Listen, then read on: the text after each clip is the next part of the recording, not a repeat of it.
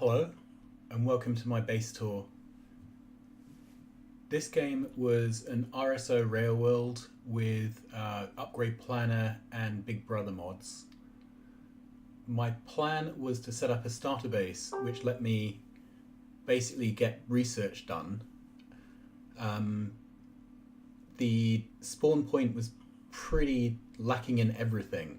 I didn't even have enough coal to be able to run boilers and things, so I ended up tapping the oil as soon as possible to do that. You can see this legacy feed is still here. So the point of this base was to really aggregate all the materials needed for research and then feed those into a research bus. So I spawned here. There was a few patches of stuff I needed that got me red and green science. I started laying out the station almost immediately, and it has one input for each thing you need for science. So there's an input for lube, there's 2 trains for iron plates because you actually need some of that. There's 1 copper, 1 green, 1 red. There's a shared batteries and blue line that goes in, bricks and coal, and then finally steel. Although I put the steel in quite late because for a while I was just running a line of steel out from some smelters here. My area here was where my initial construction bus was. It literally made rails, Fab 2s, small and large pylons and red belts. Electric miners, of course. That was about it. The factory was never designed to need blue belts, so I didn't bother with that at all. So I made literally the things I needed to be able to build rails and explore and get the science running. I at one point had enough research done for drones, so I handcrafted 5 construction and 5 logistics bots, handcrafted 1 drone port, and then built this bot-based fabrication area. So this just makes everything I need and a few things I actually end up not needing. And again, this is really just to get things going so that I can get out and explore. So these are the inputs. They get fed into a research bus. I've got a little 4x4 block of labs. I find that 5x5 actually doesn't get fed quick enough from the lines coming in, so 4x4 is fine. That research is fast enough. It consumes at about the same rate as I'm making things. So red and green science, I always end up doing military straight after red and green, I think because it's quite cheap, and anyway you need turrets and ammo, and grenades are useful for clearing trees, so I just seem to end up this way round. And then the last 3 heavy sciences on the end. You can see why I put the batteries and blue on the same line here. They're only needed in this one place for research. I probably could have brought in 1 split line of red and green. I could also put steel and bricks on the same line. You need quite a bit of coal, although I'm only using a half line of it here, but there's coal going into boilers elsewhere, so that's worth having. So you could probably slim this bus down in terms of numbers of lanes. Initially I had 2 lines of iron plates, get it right eventually. I found that wasn't enough to feed these electric miners. On paper it was, but in practice, because you end up with partially full belts, it didn't work. So I think if I do this again, I would do 3, 1, a full green, a split green, batteries and blue, a full coal, and then a brick and steel split. So on previous builds, I've ended up putting the electric engines on a bus. That's because you end up using for drones and things. This build didn't have a factory mal type thing. But it's still easier just to build these off on the side and then bust them into research. So that's it really. that's the starter research area. Um, I had a bit of a comedy moment where I had put in this bot-based build and suddenly my energy didn't work. So it was a bit of a panic to try and get in there and supply some extra energy. So the first thing I did was stamp out an area of solar. And I went a bit nuts. But why not? And then put in just a whole load of little fabs to build solar.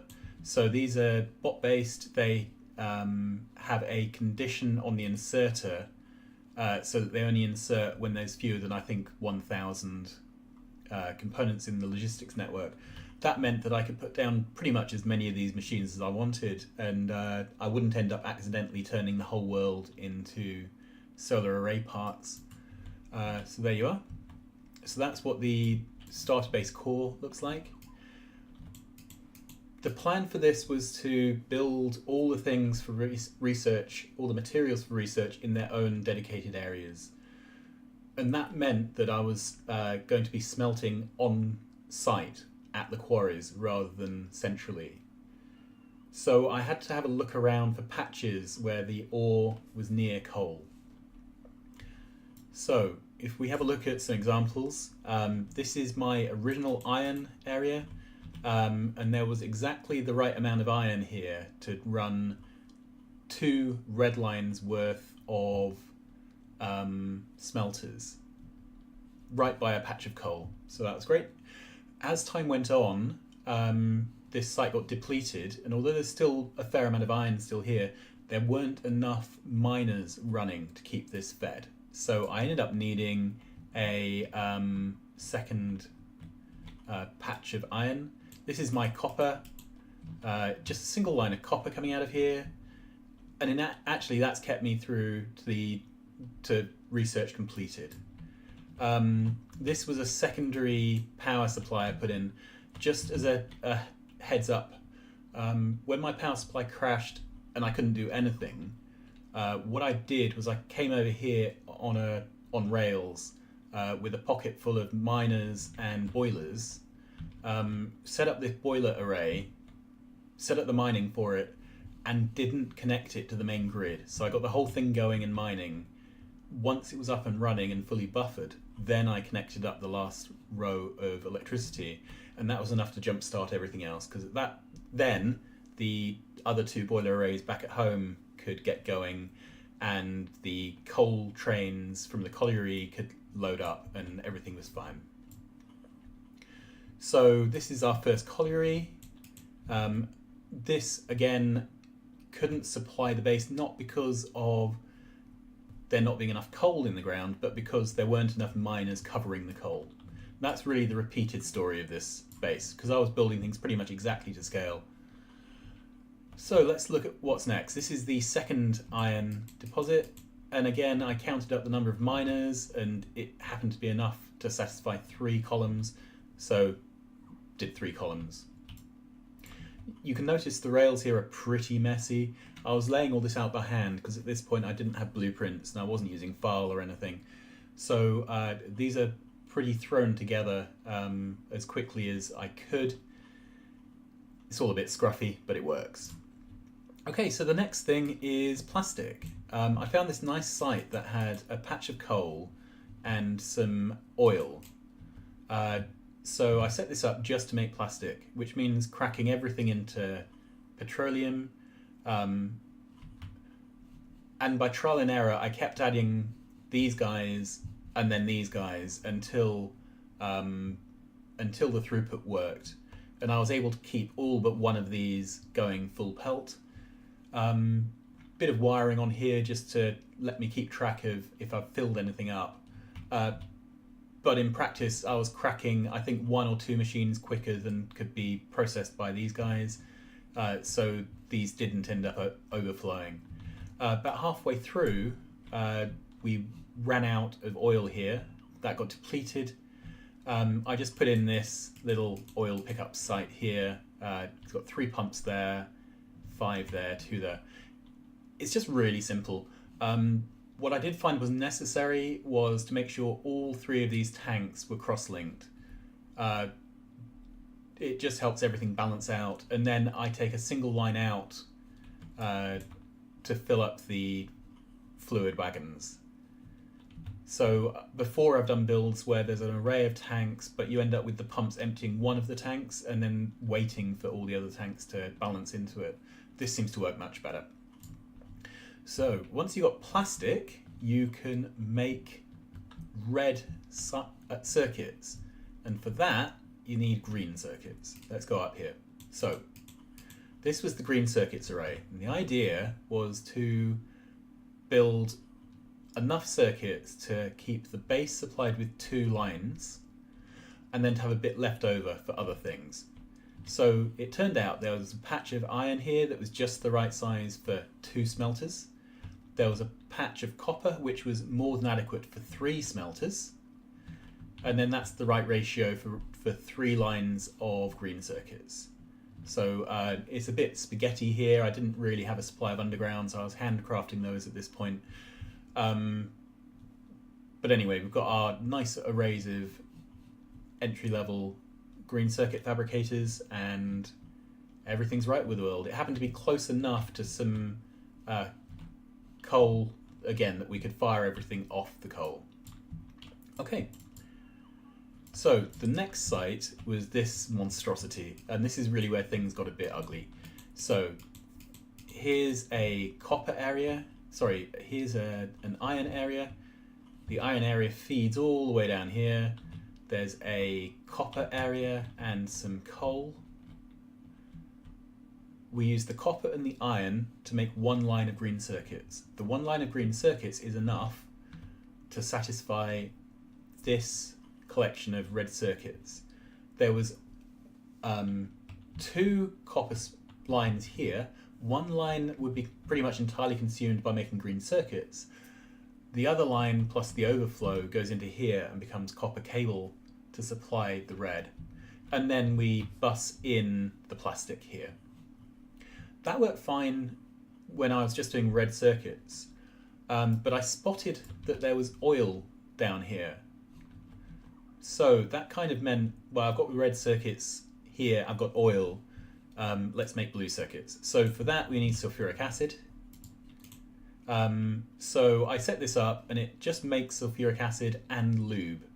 So to make that behave, I take a line of lube of heavy oil off, that gets turned into lube, and eventually that backs up. In the meantime, I have 1 crack for heavy to light, and this is on a pump. This is wired so that it only cuts in when there is more than 5k of lube backed up. In practice, that worked just fine. So that didn't back up the heavy oil, but did provide a constant supply of lube.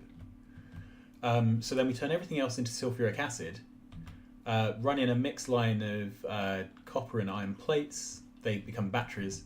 And then 2 lines of green, 1 of red, in here to make blue circuits. When this was all backed up with red circuits, it was chewing through those greens pretty quickly, and most of these fabs were running full speed with Fab 2s, with Fab 3s. The last 4 or 5 machines weren't really getting any work done.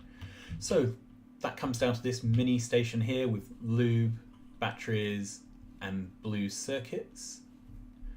The trains here were a little different. So all the trains up until now were set to travel until they were full. Here it was full or 2 minutes, just to make sure that I had a constant supply of circuits and batteries. Okay. Once we were making blue circuits, obviously the single line of green here would not keep up, and the copper ran out as well. So I ended up busing in green circuits and copper from the outposts where those were being made. Now that diverted a bit of material for the copper from the main bus, but actually I'm using less than 1 line of copper for research. And the green circuits were no problem because I was over capacity by 1 line on the green circuit area. Okay, the last thing in this area is the stone bricks. Same thing again, so found some stone that was by coal, run it through a smelting column. I only need one one cargo carriage full of bricks, because you just don't get through that many of them. Right, so as I said earlier in game, I was resmelting excess iron into steel on site, but later on that wasn't really going to scale, and I was looking around for a patch of iron by coal and just couldn't find one, so I had to go out quite a way. This is that. I eventually found it out here. So producing lots of steel. There's 3 here, which isn't quite enough to fill up a red line permanently, but I'm not using anything like that much for the research. And again, just a single train carriage, that works fine. It's all my trains, where possible, get refueled on pickup, because at the pickup site I have coal, because all of my sites use coal for smelting. There were a couple of comedy moments where I ran low on fuel because I'd forgotten to refuel one of the trains, and all of this is done with a single line going north, single line going south, so when one train ran out of fuel it backed everything up. It was pretty obvious that it had happened, but obviously had to be fixed. So that's this part of the site. That's really our tour. So I'll stop this video here. The plan, as I say, was to have this site set up for the research, and then to go out somewhere else to set up a proper base for rockets and so forth. I've got the orbital ion cannon mod installed, so I'll be launching a whole load of those later as well, and automating white clearing. Anyway, that's it. Thanks for watching.